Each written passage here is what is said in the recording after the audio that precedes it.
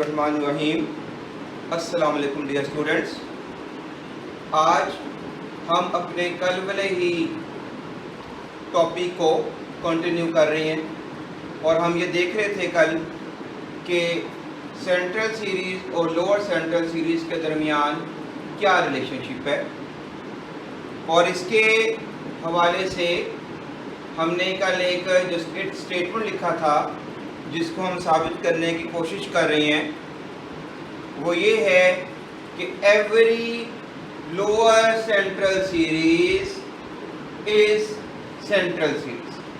हम क्या साबित कर रहे हैं कि हर लोअर सेंट्रल सीरीज जो उनसी होती है वो हमारे पास क्या होती है, सेंट्रल सीरीज होती है। और इसके लिए हमने जो कल काम शुरू किया था थोड़ा सा रिकॉल कर लें, फिर हम अपनी बात को आगे बढ़ाते हैं। हमने एक लोअर सेंट्रल सीरीज ली थी, G बराबर है gamma not of G contains gamma 1 of G contains so on gamma K of G is equal to E। ये थी हमारे पास लोअर सेंट्रल सीरीज, और हम जानते हैं यहाँ पर कि where by definition of gamma I of G is equals to, ये हमारे पास क्या है, कम्यूटेटर है, जिसकी फर्स्ट टर्म क्या आती है हमारे पास, gamma I minus 1 of G, और सेकेंड टर्म हमारे पास क्या आती है, G। ये हमारे पास क्या है, कम्यूटेटर है। I की वेरिएशन कहाँ से कहाँ तक है, 1 से लेकर तो K तक। हमने साबित ये करना है कि ये जो लोअर सेंट्रल सीरीज है ये क्या बन जाए, सेंट्रल सीरीज। सेंट्रल सीरीज बनाने के लिए according to definition of central series हमें दो बातें साबित करनी है। एक बात क्या हमने साबित करनी है कि गैमा I ऑफ G ये क्या होना चाहिए, नॉर्मल होना चाहिए, किसके अंदर, G के अंदर, फॉर ऑल I। एक बात ये साबित करना है। और दूसरी क्या बात साबित करनी है हमने कि कोशेंट ग्रुप या नॉर्मल फैक्टर जो से हैं gamma I minus 1 of G, quotient gamma I of G ये क्या होना चाहिए, सब ग्रुप होना चाहिए, किसका, सेंटर का। किसका सेंटर लेना हमने, G quotient gamma I of G का, और ये भी बात ट्रू होनी चाहिए for all I, for all I। एक बात क्या होना चाहिए कि सीरीज नंबर 1 में शामिल हर एक टर्म जो सी है ये G में नॉर्मल हो। और दूसरी बात क्या साबित करनी है कि जो नॉर्मल फैक्टर बनते हैं gamma I minus 1 quotient gamma I, ये तमाम के तमाम हर I के लिए सब ग्रुप बने, किसका, सेंटर का। किसके सेंटर का, G quotient gamma I, G quotient gamma I। Second condition को हम यूं भी कह सकते हैं कि gamma I minus 1 of G quotient gamma I of G is a central subgroup of G quotient gamma I, is a central subgroup of G quotient gamma I। अब ये दो कंडीशन अगर हम सीरीज नंबर 1 के लिए proof कर देंगे, इसका मतलब क्या होगा कि सीरीज नंबर 1 हमारी क्या बन जाएगी, सेंट्रल सीरीज बन जाएगी। अच्छा, इसमें जो पार्ट 1 है जिसमें हमने गैमा I ऑफ G को साबित करना है नॉर्मल G के अंदर I की तमाम वेरिएशंस के लिए, ये बात हमने कल साबित कर ली थी बाय यूजिंग मैथमेटिकल इंडक्शन। और अब हम आगे अपनी सेकंड कंडीशन की तरफ, इसके लिए हमने कल काम शुरू किया था थोड़ा सा। हमने साबित ये करना है कि gamma I minus 1 of G quotient gamma I of G ये क्या बन जाए, सेंट्रल सब ग्रुप बन जाए। क्या बन जाए, सेंट्रल सब ग्रुप बन जाए, किसका, G कोशेंट गैमा I का। आइए आज हम अपनी गुफ्तगू को यहीं से शुरू करते हैं जहाँ पे हमने कल मुकम्मल की थी। में हमने कहा था कि let y gamma I of g हमारा बिलोंग करता है quotient group gamma I minus one quotient g of ji quotient gamma I of g को, and g gamma I of g ये हमारा बिलोंग किसको करता है, g quotient gamma I of g को, वेयर y इनफरादी तौर पे किसको बिलोंग करता है, gamma I minus one of g को, एंड जी इनफरादी तौर पर किसको बिलोंग करता है, कैपिटल जी को। y गैमा आई ऑफ जी किसको बिलोंग करता है, क्वोशंट ग्रुप गैमा आई माइनस वन क्वोशंट गैमा आई को, और जी गैमा आई किसको बिलोंग करता था, जी क्वोशंट गैमा आई को, और इनफरादी तौर पर स्मॉल y किसको बिलोंग करता है, गैमा आई माइनस वन को, और स्मॉल g किसको बिलोंग करता है हमारे पास, कैपिटल जी को। अब हमने दरअसल सेकंड कंडीशन साबित करने के लिए यानी कि सब ग्रुप साबित करने के लिए सबसे पहले हमें ये बताना है कि गैमा आई माइनस वन क्वोशंट गैमा आई जोन सा है ये जी क्वोशंट गैमा आई के हवाले से उसके सेंटर का पहले ये बन जाए सबसेट। क्या बन जाए, सबसेट। और सेंटर के मुतालिक हम जानते हैं सेंटर से मुराद क्या होता है कि एक ग्रुप में उन एलिमेंट्स को जिनमें ये काबिलियत मौजूद हो जो ग्रुप के सारे एलिमेंट्स के साथ कम्यूट कर जाएं तो वो कहाँ चले जाते हैं, सेंटर में चले जाते हैं। अच्छा, कम्यूट करने के हवाले से एक बात चलते चलते आपको और शेयर कर ली जाए कि दो एलिमेंट्स को कम्यूट करने का एक और अंदाज क्या होता है, या यूँ कह लीजिए कि कम्यूटेटर्स की ज़बान में, कम्यूटेटर्स के सेंस में हम दो एलिमेंट्स को कैसे कम्यूट करते हैं। तो ये जरा देखिएगा कि इफ अगर जब कभी ए और बी का कम्यूटेटर बराबर आ जाए ई के, कम्यूटेटर किसके बराबर आ जाए, ई के, ए और बी हमारे ग्रुप के एलिमेंट्स हैं और ई हमारे पास ग्रुप का आइडेंटिटी एलिमेंट है, यानी कि जब कभी दो एलिमेंट्स का कम्यूटेटर आइडेंटिटी के बराबर आ जाए तो दिस इंप्लाइज दैट हम क्या कहते हैं कि element A commutes with element B. फिर हम क्या कहते हैं, element A commutes with element B. तो इसी बात को हम अपने आज के काम में इस्तेमाल कर रहे हैं। हम एक ख़ास किस्म का कम्यूटेटर कंसीडर करते हैं। कंसीडर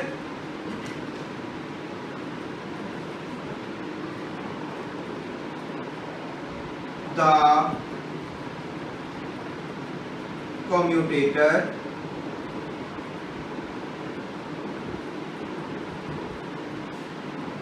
हम लिख रहे हैं y gamma I of ji comma small g gamma I of g, ये किसके बराबर आएगा, कल सारी हमने तफसीलन गुफ्तगू देखी थी। ये बराबर किसके आता है, वाई जी के कम्यूटेटर ऑफ वाई जी, और बाहर हमारे पास क्या आता है, गैमा आई ऑफ जी, और ये किसके बराबर आता है, फैक्टर गैमा आई ऑफ जी के। ये वाली गुफ्तगू हमने कल भी ऑब्जर्व कर ली थी कि कम्यूटेटर के अंदर देखिएगा, कम्यूटेटर के अंदर फर्स्ट टर्म रखी है हमने जो कोसेट लिया, ये y गैमा आई और g गैमा आई बेसिकली क्या है, कोसेट्स हैं। कल भी बात हमने देखी थी। y गैमा आई किसका एलिमेंट है, गैमा आई माइनस वन क्वोशंट गैमा आई का, और g गैमा आई किसका एलिमेंट है, g क्वोशंट गैमा आई का। हमने कम्यूटेटर बनाया, फर्स्ट टर्म है y gamma I of g, second term कौन सी लिखी हमने, g गैमा आई। ये किसके बराबर आ जाएगा, y g का कम्यूटेटर इंटू गैमा आई, और कल की गुफ्तगू के मुताबिक हम देखा था कि ये एलिमेंट किसके बराबर आ जाता है, गैमा आई ऑफ जी के।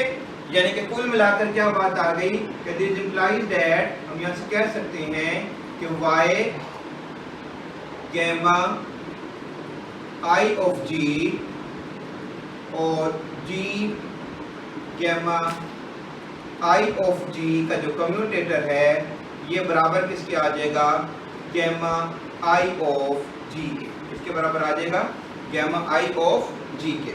अब देखिएगा कि यहाँ से हमें क्या इंफॉर्मेशन मिल रही है। अब गौर करें तो सारे का सारा जो सा सिनेरियो जिसके तहत गुफ्तगू हो रही है ये क्वोशंट स्ट्रक्चर्स के ऊपर मुश्तमिल है। Gamma I minus one quotient gamma I ये भी क्वोशंट स्ट्रक्चर है, क्वोशंट ग्रुप है। जी क्वोशंट गैमा आई ये भी हमारे पास क्या है, क्वोशंट ग्रुप है। ठीक है, अब जब हमने कोसेट्स को कम्यूटेटर में लिखा, सॉल्व किया, तो हमारे पास इस कम्यूटेटर का जवाब आ गया gamma I of G. Answer क्या आ गया, गैमा आई ऑफ जी। और आप जानते हैं कि क्वोशंट स्ट्रक्चर के अंदर आइडेंटिटी का किरदार कौन अदा करता है कि फर्ज कर लीजिए कि अगर हमारे पास जी क्वोशंट एच कोई ग्रुप है तो यहाँ पर जी क्वोशंट एच में आइडेंटिटी का किरदार कौन अदा करेगा, यहाँ पे आइडेंटिटी का किरदार कौन अदा करेगा, एच। कौन अदा करेगा, एच, जो कि दरअसल वो नॉर्मल सब ग्रुप होता है जिसके जरिए हम जी को क्वोशंट कर रहे हैं। तो कोई भी क्वोशंट ग्रुप ले लिया जाए वहाँ पर आइडेंटिटी का किरदार कौन अदा करेगा, जो नॉर्मल सब ग्रुप हम क्वोशंट बनाने के लिए इस्तेमाल कर रहे हैं। अब जरा अपने सिनेरियो में गौर करें, जी क्वोशंट गैमा आई ऑफ जी, इस क्वोशंट ग्रुप का नॉर्मल सब ग्रुप कौन सा है, गैमा आई ऑफ जी। तो लिहाजा क्वोशंट स्ट्रक्चर के हवाले से जी क्वोशंट गैमा आई की आइडेंटिटी कौन बन जाएगी, गैमा आई ऑफ जी। कौन बन जाएगी, गैमा आई ऑफ जी। अब यहाँ गौर करें, हमने क्या पढ़ा था कि दो एलिमेंट्स ग्रुप के कम्यूट कब करते हैं, जब उनका कम्यूटेटर किसके बराबर आ जाए, आइडेंटिटी के बराबर आ जाए। अब इसी सूरत हाल को जरा यहाँ ऑब्जर्व करें। हमारे वाले केस में स्मॉल ए का किरदार कौन अदा कर रहा है, वाई गैमा आई। स्मॉल बी का किरदार कौन अदा कर रहा है, जी गैमा आई। और आइडेंटिटी का किरदार कौन अदा कर रहा है, गैमा आई। तो इसका मतलब हुआ यहाँ से हम क्या बात कह सकते हैं कि this implies that y gamma I of g commutes with g gamma I of g, commutes with g gamma I of g। और चूंकि g gamma I of ji quotient gamma आई का आर्बिट्रेरी एलिमेंट है, तो लिहाजा y gamma i g quotient gamma i के हर element से क्या करेगा, कम्यूट करेगा। और जो एलिमेंट ग्रुप के सारे एलिमेंट से कम्यूट करे वो कहाँ चला जाता है, उसके सेंटर में। तो इसका मतलब है यहाँ से हम क्या बात कर सकते हैं कि this implies that y gamma I of G commutes, अगर आपने अब पूरी बात लिखनी है तो commutes with every element of ji quotient gamma I.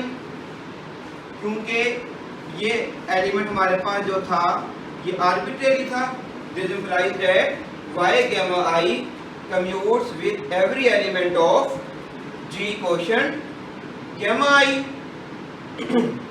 this implies that y gamma I of g belongs to center of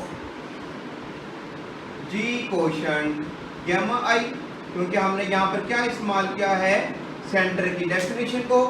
क्योंकि अभी हमने देखा था कि y गैमा आई कम्यूट कर गया था g क्वोशंट गैमा आई के हर एलिमेंट को, तो लिहाजा y गैमा आई कहाँ चला जाएगा, सेंटर में चला जाएगा। अब यहाँ से हम क्या कह सकते हैं, जबकि y गैमा i किसका एलिमेंट है, but y gamma i of g किसका एलिमेंट है हमारे पास, quotient group gamma i minus 1 of g quotient gamma i of g का। चला कहाँ गया, सेंटर में चला गया। यहां से हम क्या बात कर सकते हैं, this implies that gamma i minus 1 of g quotient gamma i of g is contained in या subset of center of g quotient gamma I. It implies that gamma I minus 1 of g quotient gamma I of g किसमें contain कर गया, centre of g quotient gamma I। अब हमारा असल हदफ क्या था, जो सेकंड कंडीशन है इस डेफिनेशन की, उसके मुताबिक हमने ये साबित करना है कि हर एक normal factor centre of ji quotient gamma आई का क्या बन जाए, सब ग्रुप बन जाए। उसका क्या बन जाए, सब ग्रुप बन जाए। अच्छा, अब देखिएगा इस बात को अप्रोच करने के लिए हम क्या इस्तेमाल करने लगे हैं, इसकी जरा थोड़ी सी आप एक डायग्राम मुलाहिजा कीजिए कि फर्ज कर लीजिए gamma i minus 1 of g quotient gamma i of g, ये हमारे पास ए ग्रुप है। ये फर्ज कर लीजिए हमारे पास आ गया सेंटर, इसका center of g quotient gamma i of g, और ये फर्ज कर लें हमारे पास आ गया g quotient gamma i of g। यहाँ से मुलाहिजा करते हैं कि सबसे आउटर सर्कल जो सा हमने बना रहा है वो है g क्वोशंट गैमा i का, जो दरमियान वाला सर्कल है वो आ गया है g क्वोशंट गैमा i का सेंटर, और जो सबसे इनर सर्कल है वो हमारे पास क्या आ गया है, gamma i minus 1 quotient gamma i। यानी कि यहाँ से हमें क्या पता चल रहा है कि gamma i minus 1 quotient gamma i g quotient gamma i का तो सब ग्रुप है ही है, center g quotient gamma i center होने के नाते g क्वोशंट गैमा i का सब ग्रुप है ही है। तो अब देखो हम यहाँ पे जो रिजल्ट इस्तेमाल करने लगे हैं, यहाँ पे मैं रिजल्ट लिखता हूँ, फिर उसके बाद मैं बात को आगे चलाता हूँ। रिजल्ट हमारे पास क्या है कि जब कभी h सब ग्रुप हो G में, के सब ग्रुप हो G में सच दैट के H is contained in K, H is contained in K, तो this implies that रिजल्ट हमें क्या बताता है कि H will be subgroup of K, H will be subgroup of K। इस रिजल्ट को हम इस्तेमाल करेंगे अपनी बात को साबित करने के लिए। रिजल्ट क्या बता रहा है कि अगर H G में सब ग्रुप हो, K G में सब ग्रुप हो, लेकिन K में क्या खूबी हो कि वो H को कंटेन करे, H को क्या करे, कंटेन करे। तो दिस इंप्लाइज दैट रिजल्ट क्या कहता है कि H K में क्या हो जाएगा, सब ग्रुप हो जाएगा। अब जरा इस बात का मुलाहिजा इस डायग्राम में करें तो आप जानते हैं gamma i minus 1 quotient gamma i ये सब ग्रुप है g क्वोशंट गैमा i का। सेंटर ऑलरेडी जानते हैं, हमेशा जानते हैं कि center is always subgroup of g, तो center of g quotient gamma i ये भी सब ग्रुप है किसका, g क्वोशंट गैमा i का। और तीसरी बात कंटेनमेंट वाली हमने ये साबित की है, क्या साबित किया है कि gamma i minus 1 quotient gamma i contain कर है किसमें, centre of g quotient gamma i में। यानी कि ये वाली बात कि h कंटेन करे किसमें, k में। तो फिर इस रिजल्ट की रूह से हमने तीन बातें बता दी। पहली बात कि gamma i minus 1 quotient gamma i ये सब ग्रुप है g क्वोशंट गैमा i का। Centre of G quotient gamma I subgroup है जी क्वेश्चन गैमा आई का। और तीसरी बात क्या कि gamma I minus one quotient gamma I ये कंटेन करता है, ये जैसे हमने प्रूफ किया है, कंटेन करता है किसमें, centre of G quotient gamma I में। तो बाय यूजिंग दिस रिजल्ट हमारे पास क्या आ जाएगा कि gamma I minus one quotient gamma I जो सा वो सब ग्रुप बन जाएगा किसका, centre of G quotient gamma I. ठीक है, अब हम जरा इस सारी बात को थोड़ा सा अपना तफसीली तौर पे लिख भी लेते हैं। अंडरस्टैंड करने के लिए जरा मैंने थोड़ा सा डायग्रामेटिक व्यू दिया। अब बेसिकली कुल मिलाकर जो बात बन रही है वो ये बन रही है कि अपने हदफ को अप्रोच करने के लिए यानी कि सब ग्रुप साबित करने के लिए हम इस रिजल्ट को इस्तेमाल करेंगे कि अगर H सब ग्रुप हो जी में, K सब ग्रुप हो जी में और इस तरह से कि H कंटेन करे K में, तो H किसका सब ग्रुप हो जाएगा, K का।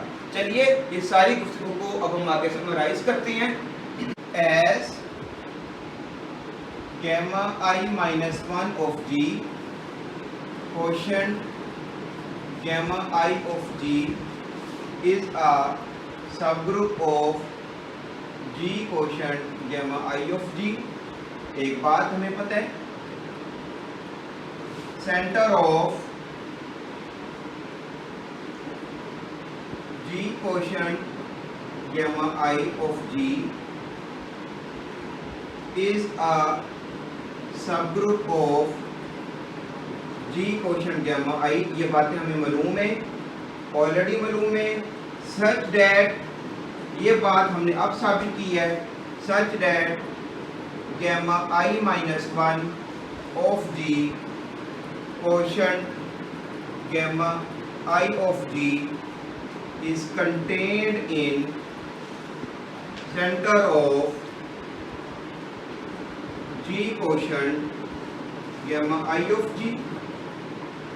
तो this implies that अभी इसी रिजल्ट के मुतालिक हमने जब बात की है, तो this implies that हम क्या कह देंगे कि gamma I minus one of G quotient gamma I of G is a subgroup of center of G quotient gamma I of G for all I, for all I।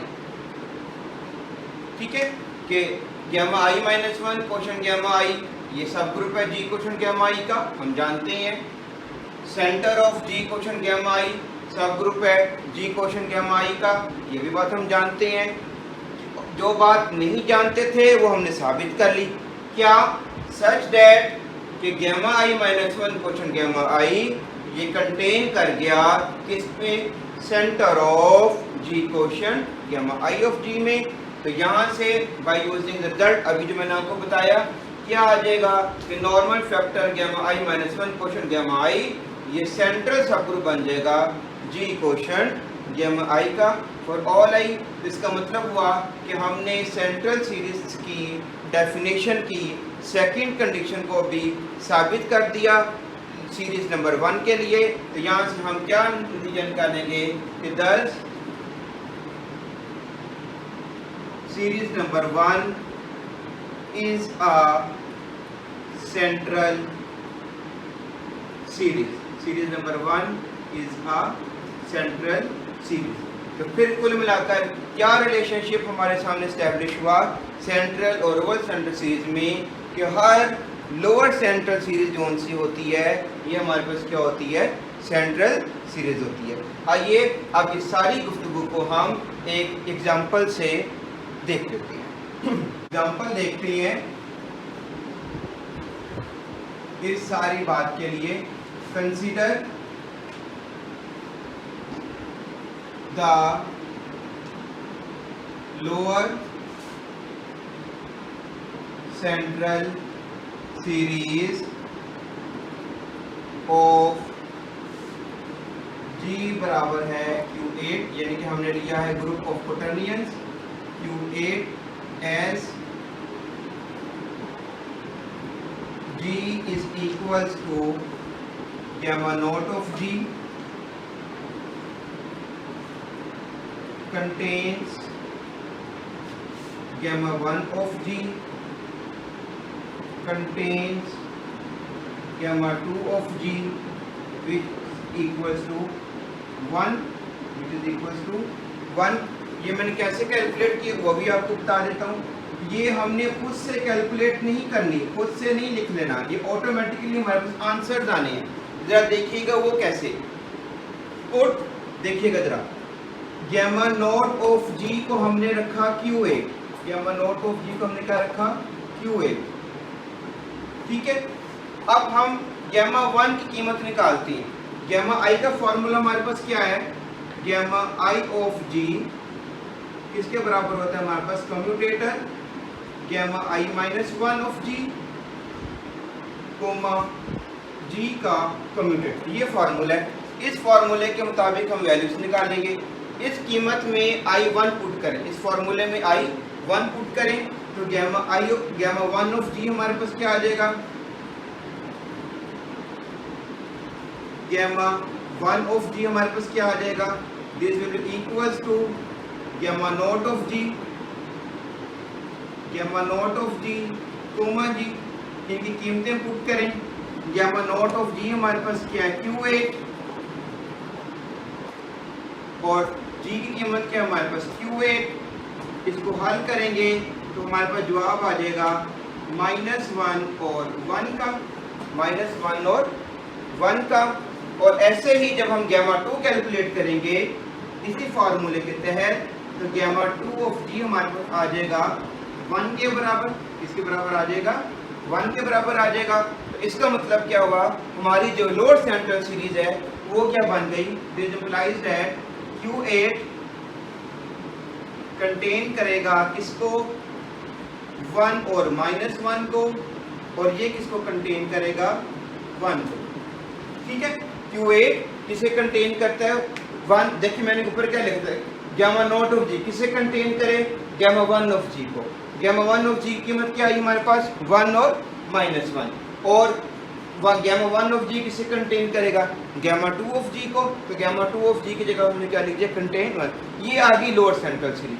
अब हम इसको साबित करते हैं कि हमारे पास ये क्या बन जाए, सेंट्रल सीरीज बन जाए, यानी कि सेंट्रल सीरीज की दोनों कंडीशन इसके अंदर क्या कर दें, होल्ड कर दें। आइए देखते हैं जी, कंडीशन 1 को देखें। कंडीशन 1 के मुताबिक हमने क्या साबित करना होता है कि सीरीज में आने वाली हर टर्म जो सी है जी में क्या हो, नॉर्मल है। हम जानते हैं एज के -1 और 1 ये भी नॉर्मल है Q8 में, और 1 तो होता ही है नॉर्मल Q8 में। तो इसका मतलब क्या हुआ कि पहली कंडीशन सेटिस्फाई होगी। इम्प्लाइज दैट हम क्या कह सकते हैं, implies that gamma I of G is normal in G for I is equals to 1 और 2। ये लिख लें या फॉर ऑल आई लिख लें, एक ही बात है, ठीक है ना। पहली कंडीशन सेटिस्फाई कर दी कि जो हमने लोड सेंट्रल सीरीज बनाई है Q8 की, उसमें जो से फैक्टर आ रहे हैं, कौन कौन से टर्म्स आ रहे हैं, 1 -1 का सेट आ रहा है और 1 का सेट आ रहा है, जो बेसिकली सब ग्रुप्स हैं, ना सब ग्रुप्स हैं बल्कि हम जानते हैं कि वो Q8 में क्या है, नॉर्मल है, ठीक है। अब हम सेकंड कंडीशन की तरफ आते हैं। सेकंड कंडीशन को विजुलाइज कर लेते हैं। ए के लिए मैं आपको कर दूंगा, दूसरे के लिए आप चेक कर लेंगे। जरा नॉर्मल फैक्टर देखें कौन कौन से बनते हैं। एक बनता है हमारे पास Q8 कोशेंट -1 1, एक नॉर्मल फैक्टर ये बनता है, और दूसरा नॉर्मल फैक्टर कौन सा बनता है हमारे पास कि -1 1 का कोशेंट किससे करना है, आपने 1 से करना है। ये दो नॉर्मल फैक्टर हैं जो कि हमने डेफिनेशन में गैमा आई -1 कोशेंट गैमा आई लिखा था, ठीक है। Q8 कोशेंट -1 में देख लो ना, इधर इस बार को मुझे देख लो, मतलब आई अगर फर्ज कर लीजिए मैं 1 पुट करता हूँ तो मेरे पास क्या सूरत बनती है, gamma not of G quotient gamma 1 of G, क्या बनता है, gamma not of G quotient gamma 1 of G, जिनकी वैल्यूज मेरे पास क्या है, Q8 कोशेंट मेरे पास क्या आ जाएगा, -1 और 1 का सब, ठीक है ना। Gamma not of G quotient gamma 1, अगर आई जब हम 1 पुट करेंगे, क्योंकि आई की दो तो कीमतें हैं, I1 और I कितना आ रहा है 2 आ रहा है। जब आई हम 1 पुट करेंगे तो क्या हालात पैदा होंगे, गैमा नॉट कोशेंट गैमा 1, किसके बराबर आ जाएगा, गामा नॉट की कीमत क्या है हमारे पास Q8 और गामा 1 की कीमत क्या है हमारे पास -1 और 1 का सब ग्रुप। ऐसे ही आप I2 पुट करेंगे तो गामा 1 क्वेश्चन गामा 2 की कीमत भी आप आराम से निकाल लेंगे। मैं I1 के लिए कर रहा हूँ, इसी तरह से आप I2 के लिए कर लेंगे। ठीक है जी। अच्छा, अब हमें साबित ये करना है, साबित हमें ये करना है कि Q8 question -1 1 should be subgroup of center of Q8 quotient -1 1। Q8 quotient -1 1 क्या आना चाहिए, सब ग्रुप आना चाहिए सेंटर का, किसके सेंटर का, Q8 क्वेश्चन -1 1 का। तो पहले हम जरा इसके सेंटर का बगौर मुतालिया कर लेते हैं। इसका सेंटर हमारे पास क्या बनता है, now center of Q8 question -1 1 will be equals to, किसके बराबर होगा, Q8 क्वेश्चन -1 1। क्यों, रीजन मैं आपको बताता हूं कि इसका सेंटर ऑफ Q8 क्वेश्चन -1 1 का सेंटर यही क्यों आएगा, जरा गौर कीजिएगा। सेंटर मैंने बताया, सेंटर हमने कैलकुलेट नहीं करना, आर्गुमेंट्स के जरिए विजुलाइज करने। Q8 का ऑर्डर कितने, 8, -1 1 का ऑर्डर कितने, 2। लैग्रांजेस थ्योरम को इस्तेमाल करते हुए कैलकुलेशंस करेंगे तो Q8 क्वोशंट -1 1 का ऑर्डर आएगा 4। कितना ऑर्डर आ जाएगा, 4। इसका मतलब है हम जानते हैं हर वो ग्रुप जिसका ऑर्डर 4 या 4 से कम हो वो अबेलियन होता है, एक बात। दूसरी बात क्या है, जो ग्रुप अबेलियन होता है यहाँ पर ग्रुप का सेंटर ग्रुप के बराबर होता है, ग्रुप का सेंटर ग्रुप के बराबर होता है। तो चूंकि Q8 क्वोशंट -1 1 का सब ऑर्डर 4 है, लिहाजा ये अबेलियन हो गया।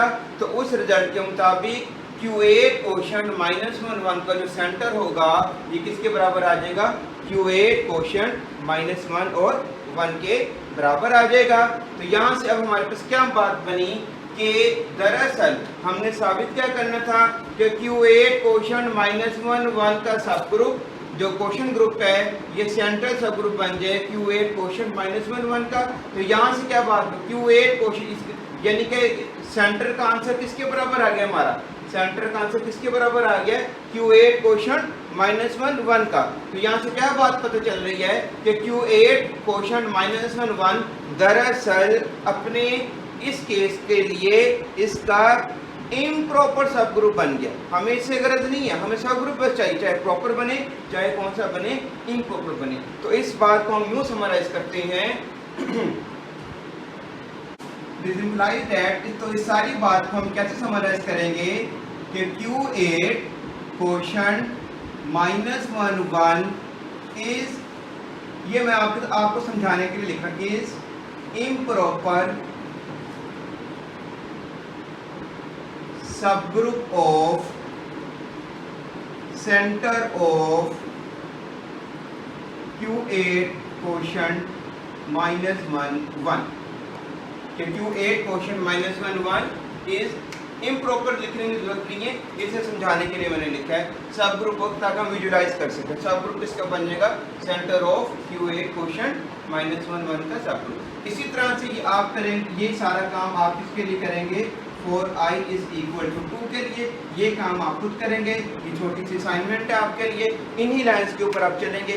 ठीक है, तो जब इसके लिए भी साबित हो गया और I बराबर 1 के लिए हमने साबित करके देख लिया, तो क्या पता चला कि Q8 की जो लोअर सेंट्रल सीरीज है वो बेसिकली क्या बन गई है, सेंट्रल सीरीज बन गई है। तो ये उस जो थ्योरम हमने अभी साबित किया रिलेशनशिप कि every lower central series is a lower central series, तो हमने इस सारी बात को एग्जीक्यूट कर लिया है इस एक एग्जांपल में।